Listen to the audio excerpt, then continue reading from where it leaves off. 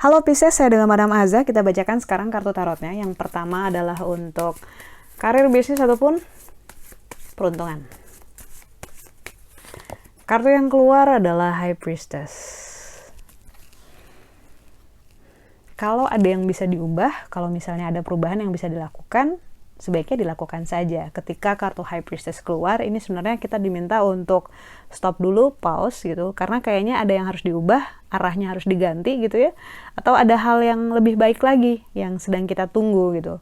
Kartu High Priestess meminta kita untuk melihat ke dalam, lebih banyak kaitannya dengan masalah mental, masalah spiritual, masalah batin gitu, tentang jujur sama diri sendiri, tentang review langkah kita gitu ya. Kartu High Priestess biasanya mengingatkan kita bahwa sebenarnya langkah yang kamu lakukan sekarang bisa lebih bagus lagi kalau misalnya kamu menambahkan ABCD. Nah, makanya kita perlu di pause dulu, di stop dulu sebentar, istirahat dulu agar kita bisa ada jeda, jadi bisa melihat situasinya, masalahnya dengan lebih jelas.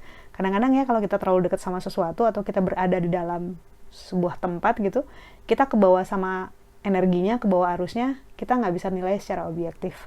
Pada saat kita punya jeda, kita jadi bisa mikir. Kita nggak jadi kebawa arus, sorry. Lalu untuk percintaannya Pisces,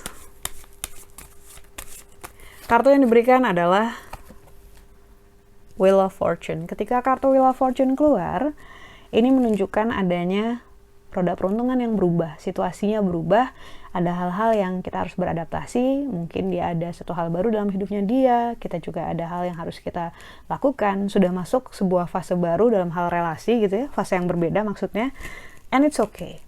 Hanya karena situasinya berubah nggak berarti kalian nggak saling mencintai lagi kan? Kan? Atau untuk yang belum berelasi atau sedang berencana untuk berelasi, ini juga menunjukkan bahwa siapa tahu nih yang kita cari sekarang beda sama yang kita cari dulu. Mungkin dulu cuma nyari yang lucu untuk mengisi waktu luang, orang yang seru. Sementara sekarang carinya orang yang dewasa, yang bisa bantu kita untuk bertumbuh, yang bisa jadi support system kita, sama seperti kita akan jadi support system dia juga. Lalu kartu nasihat yang diberikan untuk Pisces. Kartu yang keluar adalah The Lovers. Ketika kartu The Lovers keluar, ini sebenarnya menunjukkan komitmen dan tanggung jawab. Jangan lupa bahwa komitmen paling awal kita adalah ke diri kita sendiri. Orang sering salah nganggap bahwa ketika saya dapat kartu The Lovers, ini artinya saya pacar-pacaran ya, itu madam. Gue ngomongnya tadi tante coba. Saya tandanya lagi pacar-pacaran ya, tante.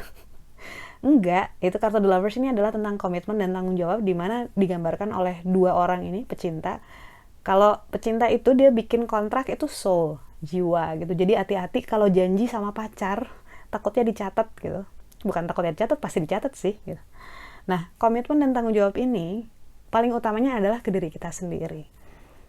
Kita mau ngelakuin hal-hal yang bikin orang lain seneng, orang tua kita seneng, lingkungan kita seneng, ya nggak apa-apa, bagus gitu. Tapi kamunya seneng nggak? Kamu tersiksa nggak gitu? Kamunya menderita nggak? Waduh, dramatis banget ya. Menderita nggak sih kamu gitu?